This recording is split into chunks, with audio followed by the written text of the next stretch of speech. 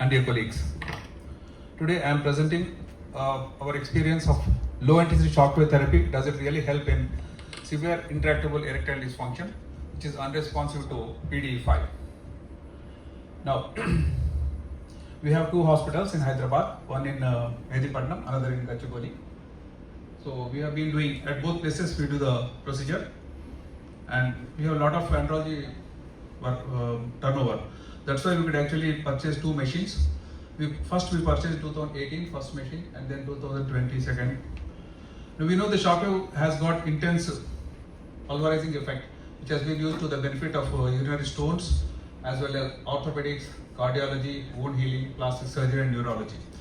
Now, how does it happen? Is supersonic aeroplane is an example, a gunshot, or lightning. They have intense power which can actually damage the aeroplane. So why can't we actually attenuate the strength of the shock and then use it for the benefit of people with calcification, which happens with age, with other risk factors, diabetics, hypertensives.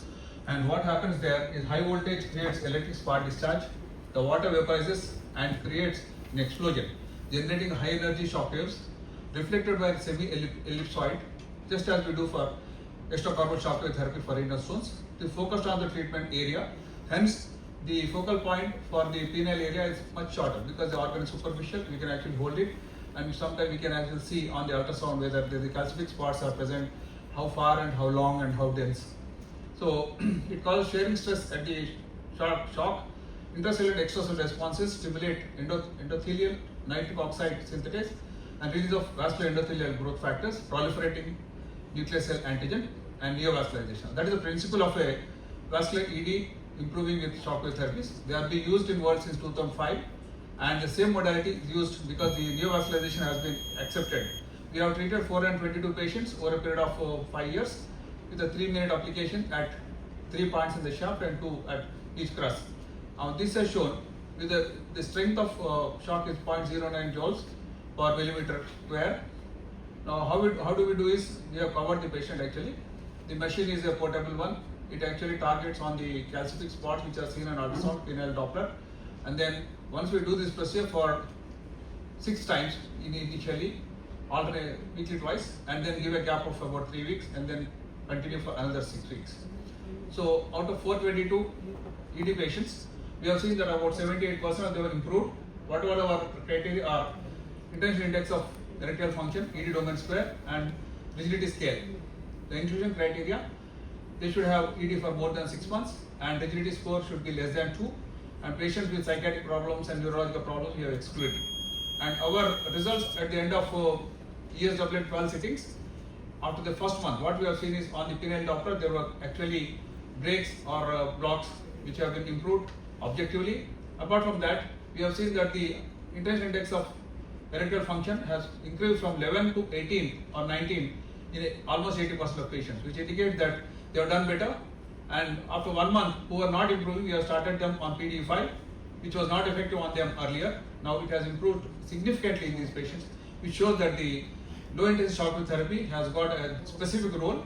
It actually feasibility and tolerability of this in vasculogenic ED, specifically for vasculogenic ED, not for all patients, and no reported side effects. Study shows significant improvement in majority. And actually we have not included patients who have dropped out, because I am talking about 12 sittings done over a period of 9 weeks. Some patients in between might have thought that it's okay or they could not afford, but ultimately we try to see that we are affordable till 12 sittings. And it is used, the emphasize the physiological effect of shockwave therapy on the erectile apparatus. Further studies are needed to fully evaluate the methodology and how it improves the erectile function. Thank you.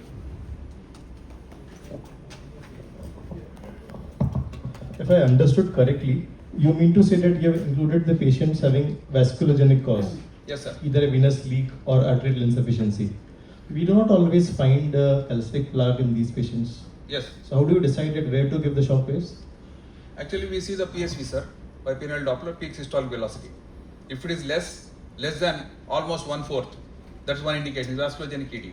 Second, if you find specific areas of block, narrowing or calcification, they are ideal candidates because we can locate them, we can pinpoint them and then blast them. If you don't see anything of that sort also, we are still doing at 5 places, starting from crus, where the calcification is very little.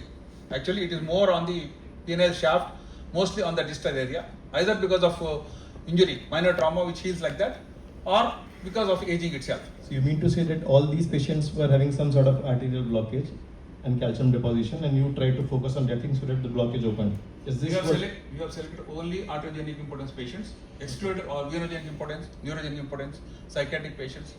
Those people are not coming to our study. That's why the results are better. Some people say that low intensity shockwave therapy may not give that much good results. Basically because the inclusion criteria is both very important. Psychogenic component can still be there in patients who are having organic cause as well. Now we are actually objectively we are seeing the peak systolic velocity, the diameter of the vessel, So you mean before to say, and after. So whenever this is corrected, there is no psychogenic component in these patients and they improve invariably? Now we have actually the protocols are psychiatrists, psychologists will see. They are not psychiatric, they might be anxious. So the psychologist assessment, and later on, when they think that there is no significant cause from their side, then they send to us. Then the actual organic causes we research, and then of the patients whom we have seen, around 40% are vasculogenic. Other 60% are not in this study because we ourselves know that it won't improve, and there is no point in including them into this study. What about you have included in Paris disease associated with OPD? Yes, sir. We have done for some patients. In fact, the calcific spots which we have actually targeted by this study Convention Center actually encouraged us to do, but the peroneal plaque was difficult to break. There was improvement in the pain component. See, first 9 months there will be pain in peroneal disease. In that stage, if patient comes, the pain is reduced, but the calcific spots, fragment of spots was not up to the mark. Hence, we have actually discontinued or we discourage patient from going for this. Rather than bigger plaques, we suggest some excision and things like that rather than low intensity shockwave therapy for peroneal. in your slide you have mentioned you have given 3,000 Sure. or sir. Yes, sir. Into 6, total 1,800.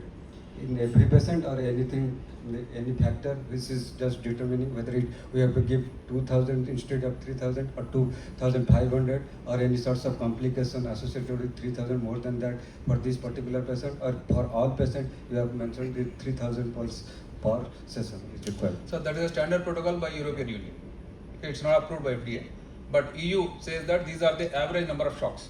That's what we followed. We didn't try 2,500 or 3,500. But you said that for 6 sittings only, we give 6 sittings, then wait for a rest period of 3 weeks, then start another 6 sittings. So totally 12 sittings over a period of 9 weeks. So that is our protocol. Who have not come after 6th or 7th sitting, we are not included because they didn't even come back for assessing whether the treatment has helped him objectively. Because ultimately we are going to see by erection hardness score as well as intention index of erectile dysfunction. So all those criteria should be fulfilled before we put him onto the successful list of patients. Or the guideline, European guideline last recently 2025 does not support in low intensity.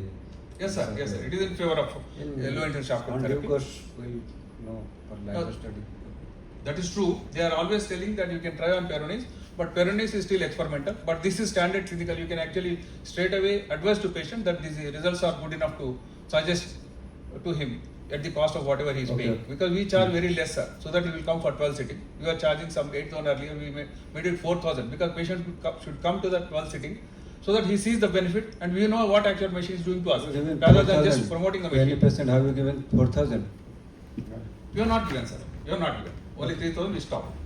Thank you. Some patients were complaining of pain in the crust when we do a little more than 3,000. So just one question to Yes, you. sir. Two questions basically. This